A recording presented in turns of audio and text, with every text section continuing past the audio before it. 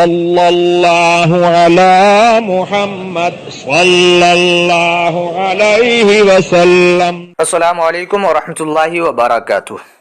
ماہ صفر المظفر قرآن و احادیث کی روشنی میں محترم سامعین و ناظرین، اسلامی کیلنڈر کے مطابق یہ دوسرا مہینہ ہے۔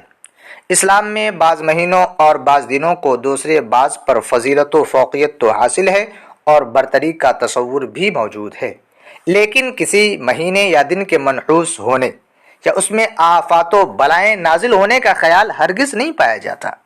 اس سے پہلے کہ قرآن و سنت کے حوالے سے اس ماہ کی خیر و برکت یا نحوست کا جائزہ لیا جائے، ہم ناظرین و سامعین کی خدمت میں اس کی وجہ تسمیہ پر روشنی ڈالتے ہیں، جو کافی حد تک اس بات کو سمجھنے میں معاون ہوگی۔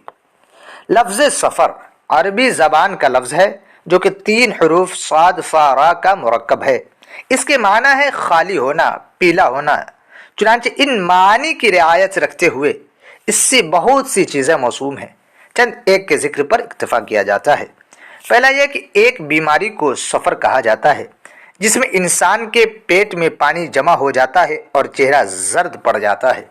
دوسرا یہ کہ ایک مہینے کا نام بھی سفر ہے اور یہ نام کئی وجوہ کی بنا پر رکھا گیا۔ پہلا یہ کہ اس مہینے میں لوگ گھروں سے اناج اکٹھا کرنے کے لیے نکلتے تھے، جس کی وجہ سے ان کے گھر خالی ہو جاتے۔ دوسرا یہ کہ بعض اہل لغات کا خیال ہے کہ اس ماہ اہل مکہ انسانی ضروریات پوری کرنے کے لیے مکہ سے باہر جاتے تھے، جس سے شہر مکہ خالی ہو جاتا تھا۔ تیسرا یہ کہ اہل مکہ زمانہ اسلام سے قبل 4 مہینوں کا احترام کرتے تھے، ان میں کسی قسم کی لوٹ کھسوٹ قتل و غارت سے پرہیز کرتے تھے۔ ان میں سے ایک مہینہ محرم الحرام کا ہے۔ اس ماہ کے اختتام پذیر ہوتے ہی وہ قبائل سے جنگ کے لیے گھروں سے نکل کھڑے ہوتے تھے۔ اس مناسبت سے اس ماہ کو سفر کہا گیا۔ ماہ سفر المظفر میں پائی جانے والی بعض توہمات و بدعات۔ زمانہ اسلام سے پہلے عرب میں اس ماہ کے حوالے سے بدشگونیاں پائی جاتی تھیں۔ اسے منحوس جان کر اس سے بدفعلی لینا عام تھا۔ کفار کا اس طرح توہمات میں پڑنا دولت اسلام سے محروم ہونے کی بنا پر باعث تعجب نہیں، مگر افسوس صد افسوس آج مسلمانوں میں بھی اس طرح کے گمراہ عقائد رکھنے والوں کی بہتات ہے، جو اس ماہ کو منحوس خیال کرتے ہوئے اس میں شادی بیاہ، نیا کاروبار شروع کرنے اور ابتدائی 13 راتوں میں میاں بیوی کے ملاپ سے اجتناب کرتے ہیں۔ چنانچہ اب ہم ان باطل نظریات و بدعات کا ذکر کرتے ہیں کہ اس ماہ میں بلائیں کثرت سے نازل ہوتی ہیں۔ بعض لوگوں کا عقیدہ ہے کہ ایک سال میں 10,80,000 بلائیں اور مصیبتیں نازل ہوتی ہیں، ان میں صرف اس مہینہ یعنی کہ سفر میں 9,20,000 بلائیں نازل ہوتی ہیں۔ حضرت محمد صلی اللہ علیہ وسلم کو اس مہینے میں مرض الوفات پیش آیا، اس لیے یہ منحوس ہے۔ یہ مہینہ رحمتوں اور برکتوں سے خالی ہے، اس لیے منحوس ہے۔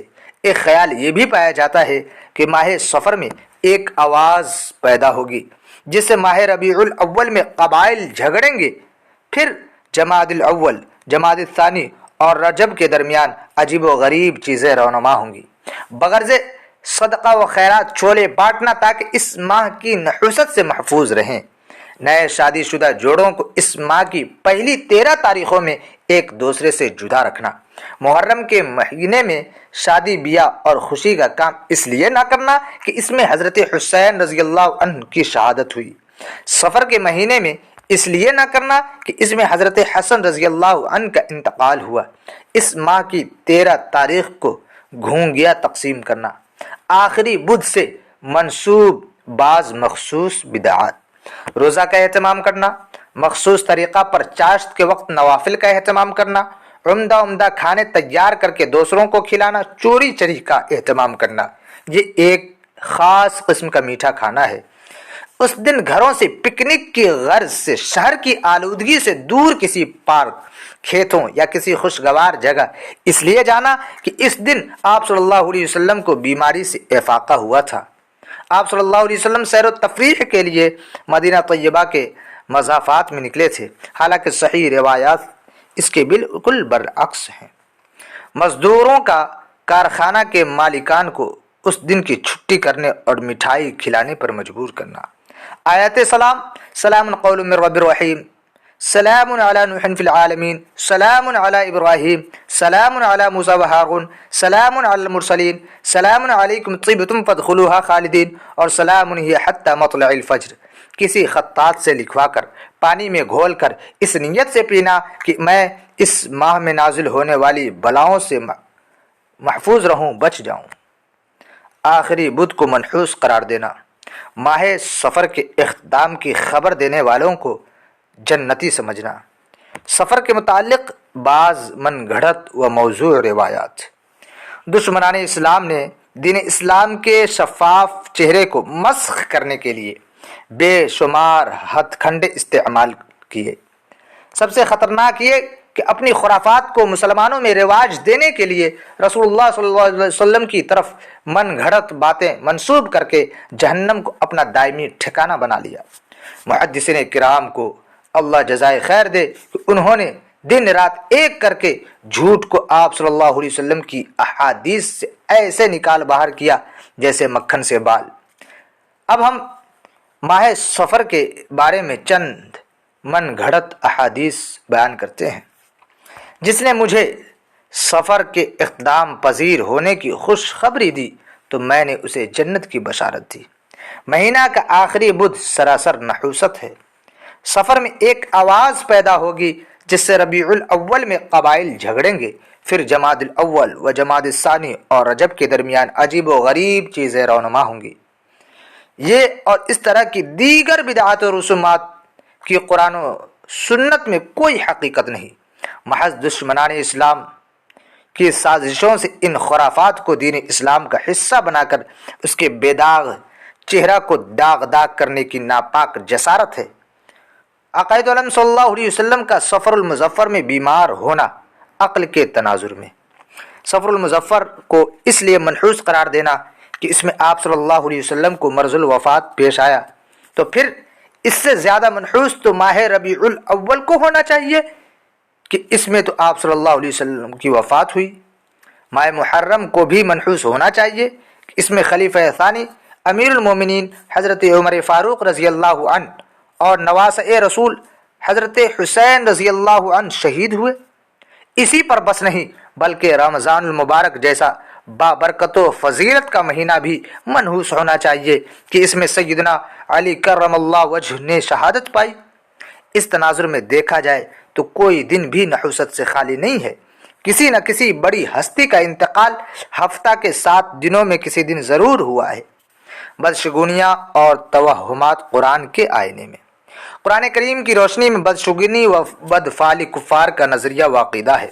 دامن اسلام اس قسم کی خرافات سے پاک ہے، چنانچہ قرآن کریم میں بارہا سابقہ کافر قوموں کے واقعات میں اس بات کا تذکرہ ملتا ہے کہ وہ اپنے اوپر آنے والی مصائب و آلام کا ذمہ دار وقت کے انبیاء اور ان کے پیروکاروں کو ٹھہراتے کہ یہ سب تمہاری نحوست سے ہوا ہے۔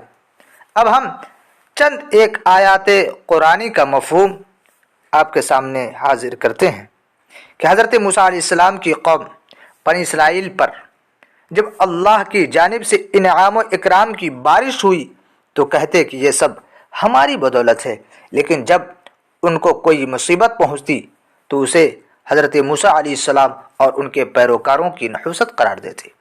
اللہ پاک نے ان کی اس نظریہ کی تردید کرتے ہوئے فرمایا، خبردار، یہ نحوست اللہ کی جانب سے ان کے برے اعمال کی بدولت ہے۔ قوم ثمود نے بھی یہی کہا کہ اے ثمود علیہ السلام، ہم تجھے اور تیرے پیروکاروں سے بدشگونی لیتے ہیں۔ ان کے نظریہ کی بھی اللہ پاک نے انہی الفاظ میں تردید کی۔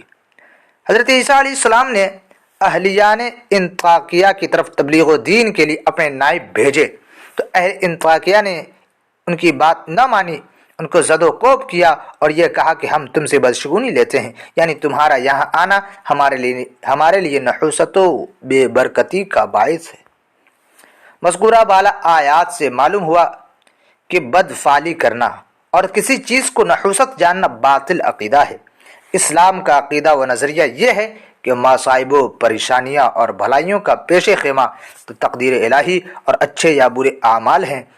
اب ہم بطور نمونہ چند آیات کا مفہوم آپ کے سامنے پیش کرتے ہیں کہ آپ کو کوئی بھی راحت، آسائش یا بھلائی پہنچتی ہے تو اللہ کے حکم سے ہے، اور اگر کوئی مصیبت پہنچے تو وہ تمہارے اپنے اعمال کی وجہ سے ہے۔ بحوالہ سورۃ النساء۔ اگر کسی بستی و علاقے کے باشندے ایمان لے آئیں اور اللہ سے ڈرنے لگیں تو ہم ان پر زمین و آسمان سے رحمتوں کے خزانے کھول دیں گے۔ بحوالہ سورۃ الاعراف۔ اے پیغمبر، آپ فرما دیجئے کہ ہمیں صرف اتنا ہی نقصان پہنچے گا جتنا اللہ جل شانہ نے ہماری تقدیر میں ازل سے لکھ دیا ہے، وہی ہمارا حامی و ناصر ہے، اسی ذات پر مومنوں کو بھروسہ کرنا چاہیے۔ بحوالہ سورۃ التوبہ آیت 51۔ جس نے نیک کام کیا تو اپنے فائدے کے لیے کیا، اور جس نے برائی کی تو اس کا وبال اسی پر ہے، کیونکہ اللہ تعالیٰ بندوں پر ظلم نہیں کرتا۔ زمین اور سمندر میں فساد ظاہر ہونا انسانوں کے ہاتھوں کی کمائی ہے۔ ماہ سفر المظفر احادیث کی روشنی میں رسول اللہ صلی اللہ علیہ وسلم کے اقوال و افعال سے مذکورہ بالا خرافات و توہمات کا باطل ہونا روز روشن کی طرح آیا ہے۔ اس لیے آپ صلی اللہ علیہ وسلم نے حضرت خدیجہ رضی اللہ تعالی عنہا سے اسی ماہ میں نکاح کیا۔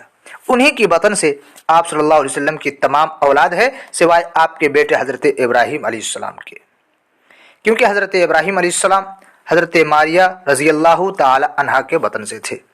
نیز آپ صلی اللہ علیہ وسلم کی بہت سی فتوحات اسی مہینے میں ہوئی، جن میں خیبر کی فتح سر فہرست تھے۔ ایسے ہی آپ صلی اللہ علیہ وسلم نے اپنے اقوال سے ان عقائد کی تردید بھی کی۔ محترم سامعین و ناظرین، آج بس اتنا ہی۔